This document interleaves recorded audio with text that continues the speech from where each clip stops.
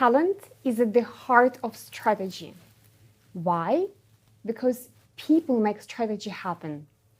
I'm Svitlana, I work in Deutsche Telekom in Global HR, and I'm very happy to have you with us in this first episode of a human-centric broadcast where we will talk about talent.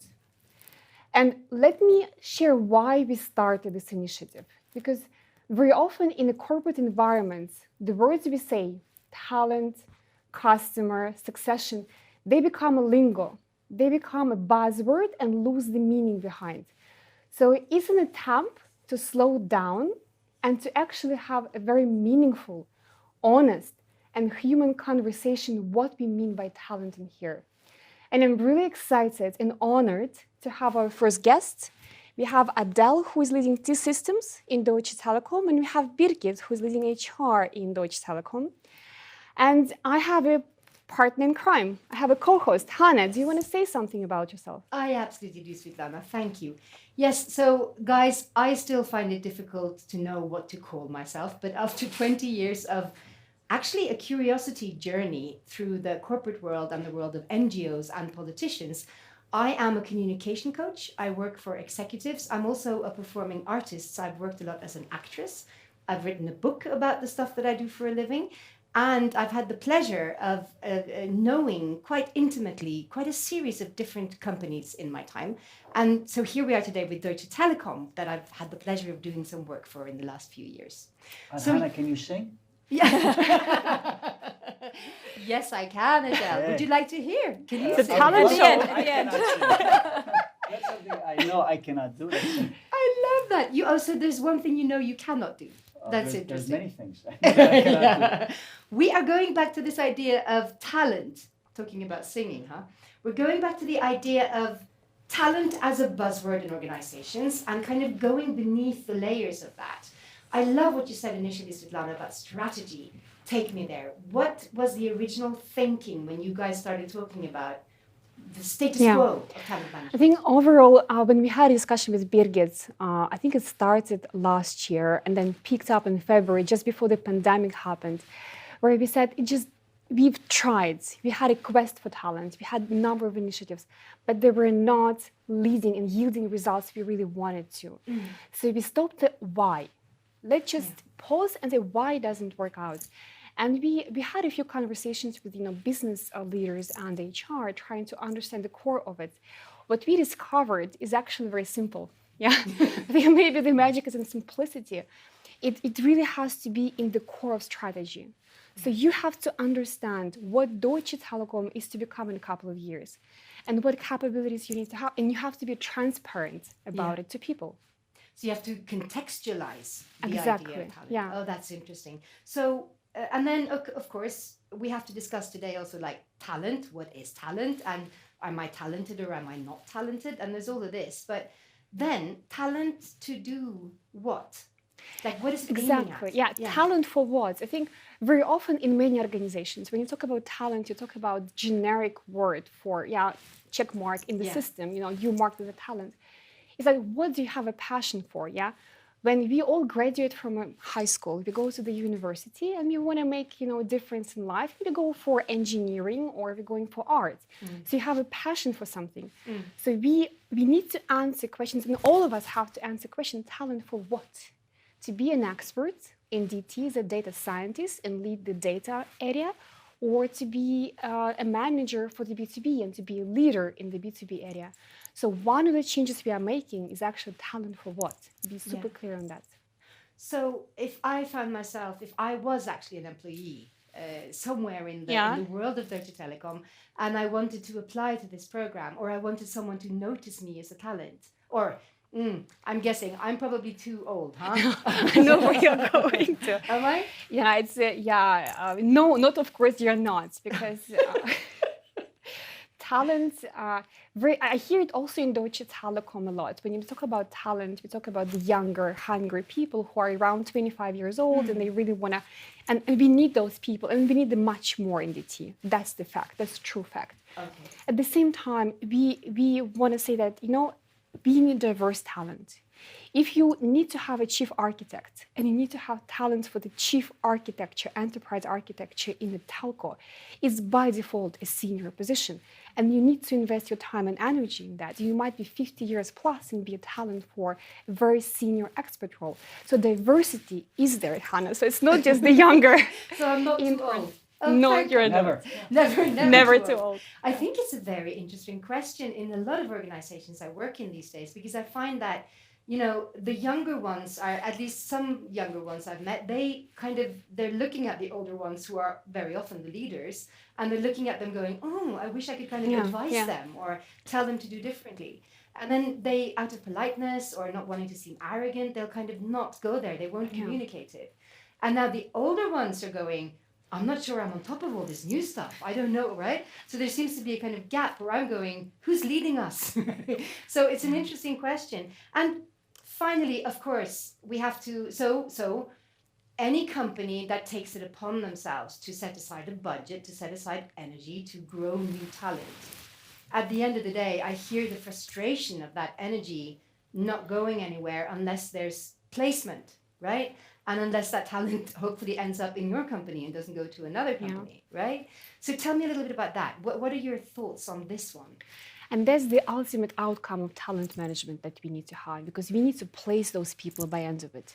I think we are being bold in the statements in DT. We are saying that for our executive positions, which we annually cover, so if you take totality and you hire, let's say, 80% inside Deutsche Telekom, we want to cover 30% with talents. So, and we have to walk the talk and place biggest talents in biggest jobs and take risk in it, because it's easy to prove proven people who've done it before.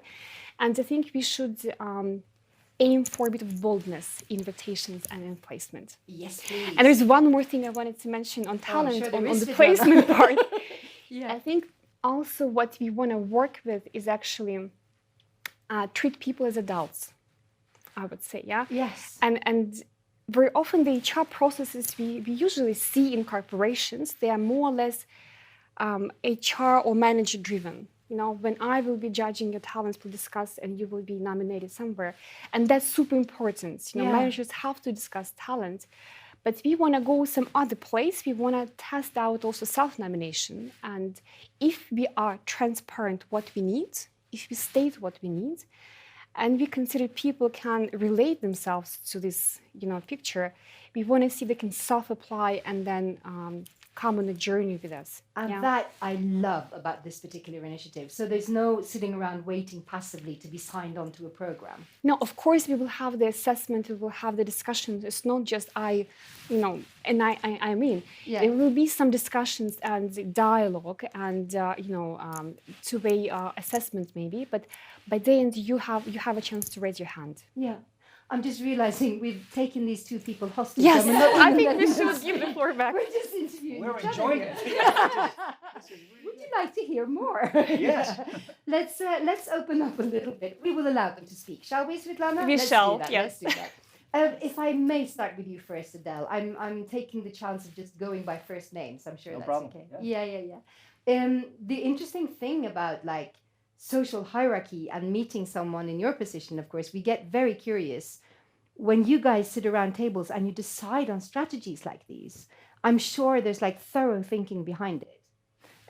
And part of what our ambition is here to do is, of course, to try and go beneath the surface and understand the thinking behind it, and also therefore get your message out to the people out there. So if you were to look at what are you looking for these days in T-systems, in terms of talent, in order to do well in the markets that you're in. Take us there. Yeah, great. Well, talent to me is kind of like a never-ending journey, right? You never reach the end, right? You got to keep working at it. So it is a very passionate subject within Deutsche Telekom on T-Systems. When it comes to T-Systems specifically, we're looking for people who are passionate about IT. Yeah. We're looking for folks who are passionate about transformation.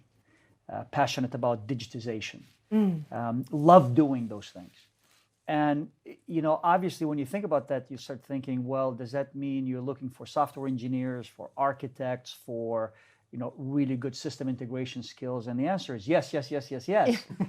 But we're also looking for talents who are passionate about clients, who are passionate about outcomes, who are not just passionate about a particular field, but passionate about making that field successful for the clients.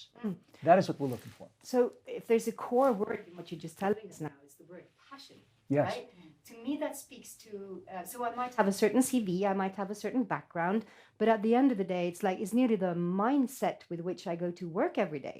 Yes. That's what you're Yes. addressing. Well, we want people to love what they're doing, Yeah. right? Because the challenges we tackle are very difficult.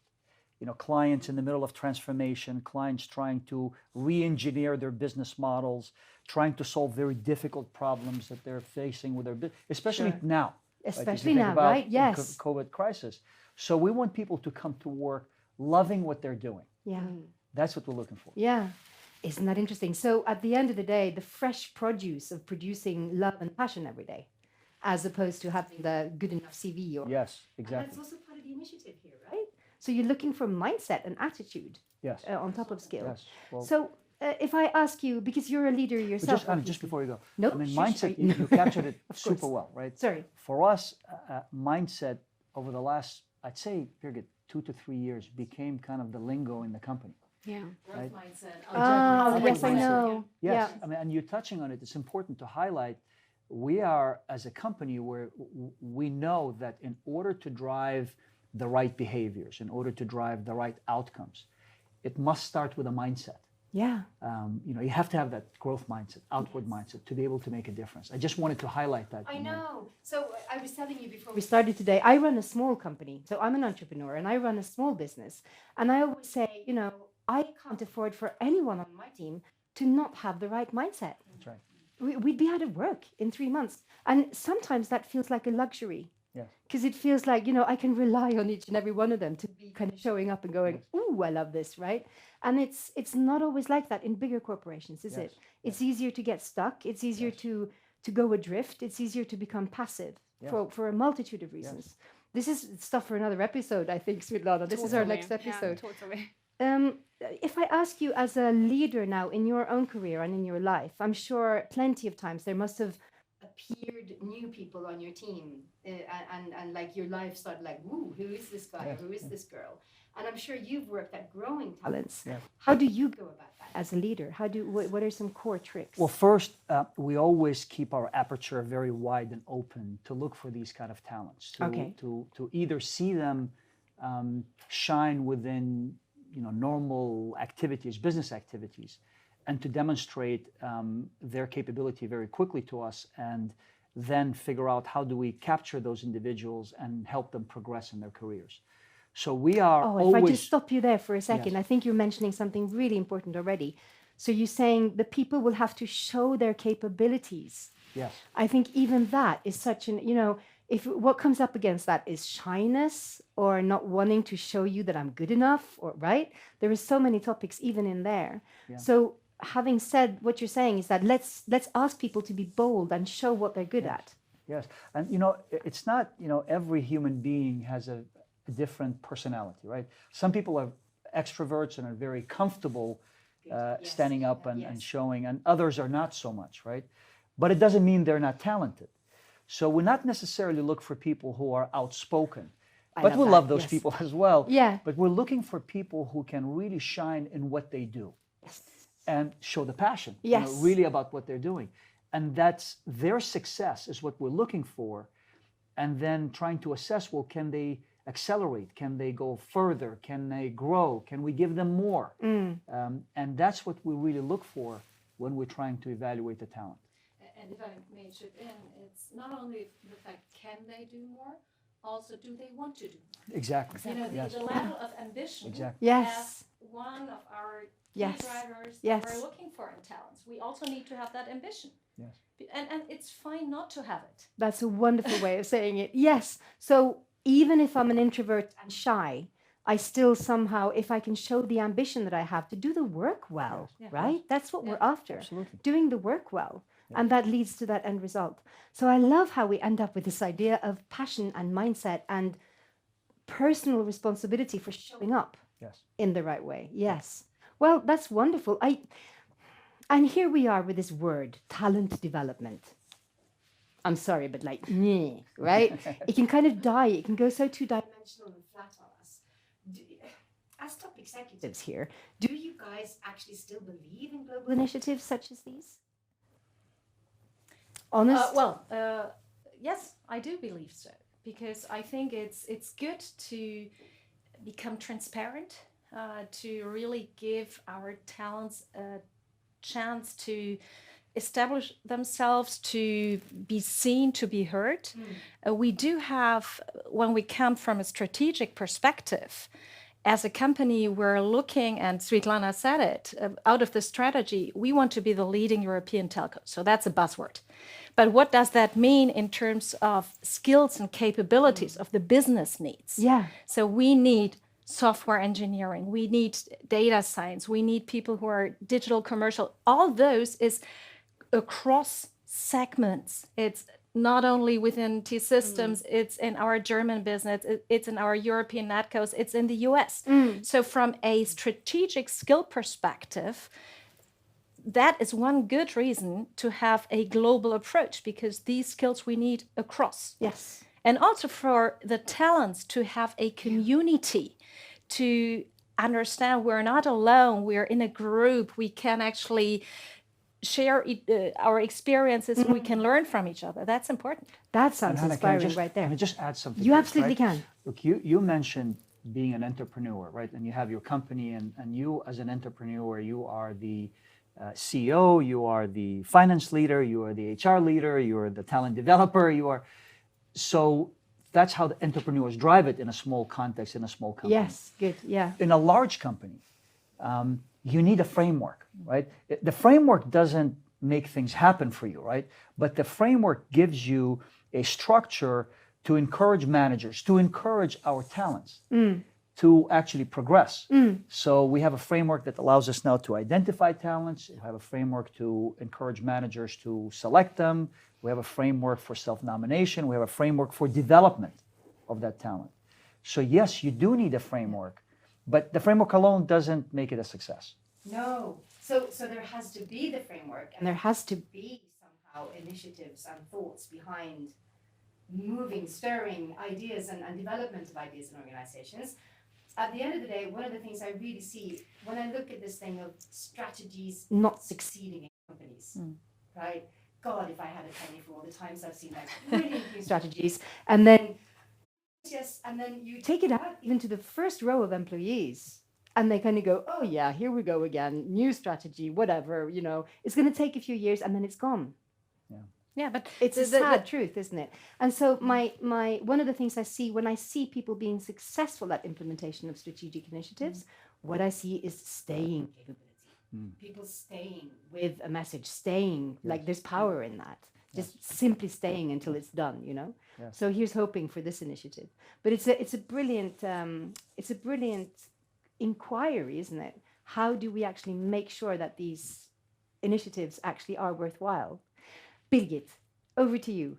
So if we talk about when like if your career, if I can take you there, did you ever yourself, were you ever spotted as a talent of some sort? I'm sure you were, but were you, how did it all start for you? It wasn't called talent at that point in time, but actually one of my first position after graduating from university was as it was called a high potential.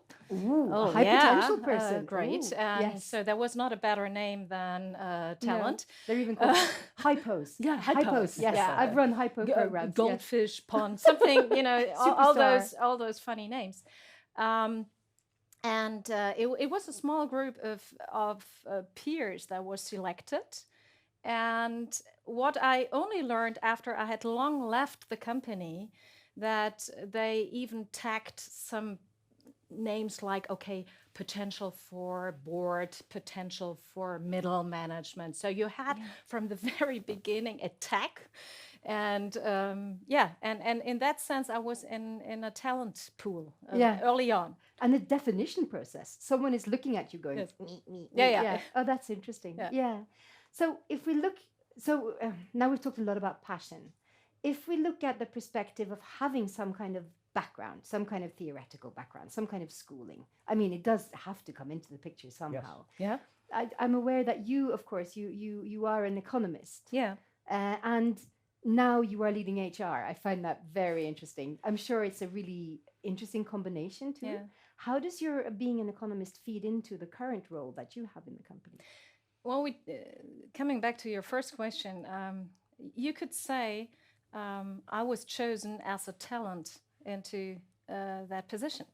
And if we are having a look at, what are the elements, and we touched on that. Yes, I could offer past achievements. Yes. So some, looking back, it was not in HR, but past achievements. Yeah. Some ability to really work with people as one of the key components, some ambition, and hopefully the right attitude. So it's not that you always have to do, it's not all about experience that you have to have done the exact same thing beforehand. That's the notion of also a forward-looking, a potential perspective. The future perspective. A future perspective that we need to take. Yep. Yeah, and from a strategic perspective, again, for us, it's important, where do we need, which capabilities, which abilities do we need? What ambition are we looking for? What mindset, attitude are we looking for? Yeah, that's what we are trying to match. And it all comes from the business need. It comes from the business need. Yeah. That is so important in here, isn't it? Which is also why when I heard about your background and profile, I'm always so happy when like hard skills meet soft skills in a way, because I think it's so important that you understand or I'm sure it is important that you understand the commercial underflow here and understand how to deliver on that. And that was Svitlana's starting point. A talent for what? Yes. And a talent program. Why? When you said, okay, how will we know that we're successful at the end of the talent program? Yeah. Then it's that we have done placements, that we have actually achieved bringing talents into the most important and the most needed positions. Yes. I even work in some companies where they tell me that it's easier to go to a competing company. It's easier to see those advertisements than it is to actually see the advertisements within their own company. If a company is big enough, that might actually happen. Yeah. So as a member of the board, right, there's a thinking behind all of this. There is a strategic thought. I mean, we've covered a lot of it already. Is there any dimension of the talent initiative that we haven't mentioned? Svitlana wants to speak. I want to come back to something. Yes. Adel, you said, we need to have the framework in these big organizations that would help us make it, come to success. But the framework itself will not bring success. Correct. What will it bring? Well, the framework brings kind of the discipline of how you go about looking for talent and how do you go about it. It also brings you the tools and the content to actually go and execute on what you're trying to do. If we leave each organization, whether it's each group within the group of Deutsche Telekom or department within each of the groups, do their own thing around talent, it will have chaos, right? You want to have a consistent way of thinking, how do I open up the doors? How do I then build a program? What kind of development tools do I need to offer? So that's what the program helps you execute.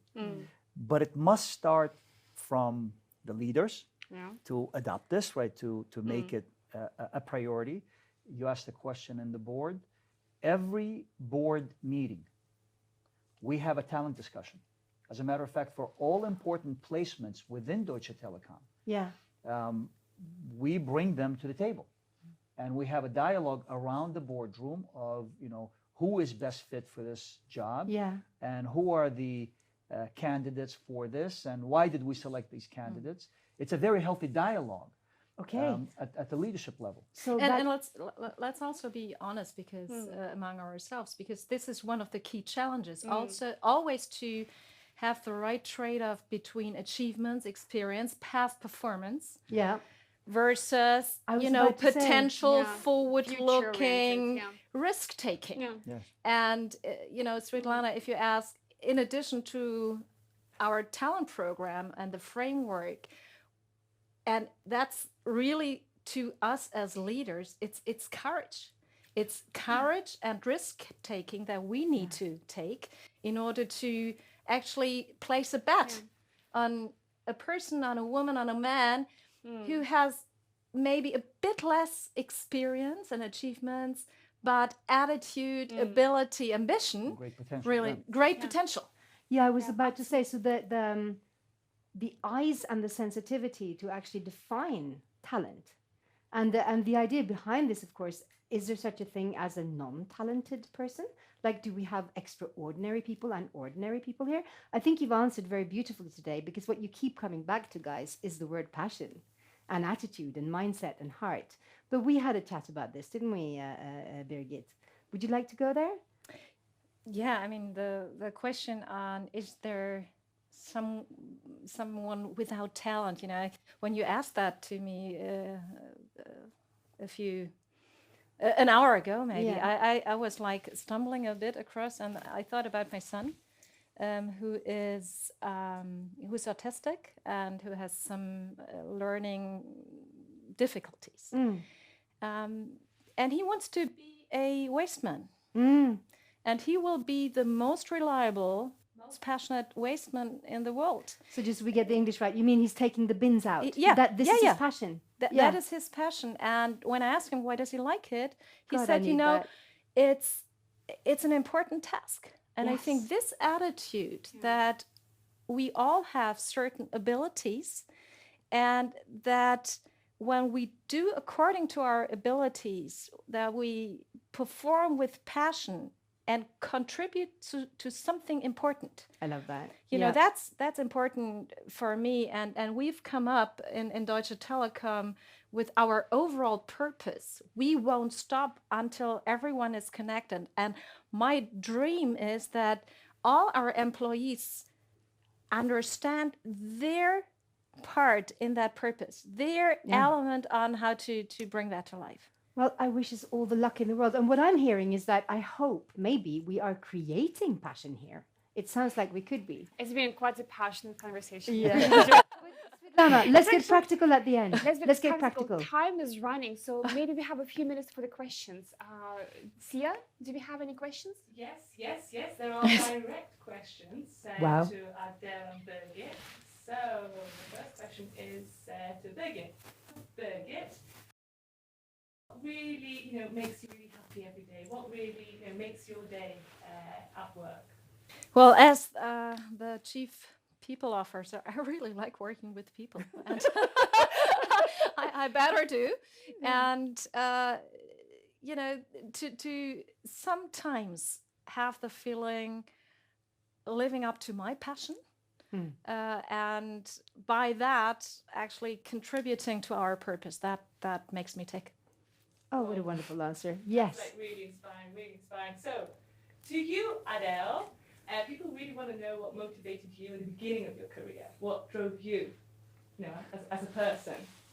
Well, look, in the beginning of the career, it's looking back a long, long time ago. Honestly, it was first about just getting a job. That's what motivated me. I wanted to be a professional. I mean, I felt like being after 4 years in school, and I started in the university, and I started my master's degree. I felt like, oh my God, my first objective is to get a job and become a professional. But as that evolved, my passion really was all about creating new things and results. I wanted to be associated with things that helped the company. And by helping the company, it usually meant I was successful to make a customer successful. And that just drove me. And if there was a day where a project got in trouble and we were not delivering on clients' expectations, that drove me harder, to make sure that we do everything we can. That's wonderful. The passion being like the name du jour today, right? The idea the theme of today. It's a passion. The passion about even just being of use. That's what I'm hearing for from sure. you. Just being darn useful, Svitlana, if people want to apply to this now, how can they do it? Where's the sign up? Where's the checklist? Where can I go? Since this is really our try inside Deutsche Telekom, you will find more information on YAM. It's available. Check it out. We are building also a website where you can see more information. It's going to be easily accessible for all internal employees of Deutsche Telekom, and that's as easy as it gets. So from there, we'll take you forward. It's an easy initiative to take us into the future. We are at the end. Thank you, guys. Wow, it's been that a was pleasure. fun. It Thank was. you so much. That was great. Thank you. It was like one breath. Yeah. And Thanks. thank you, guys. Thank you, team. Thank you.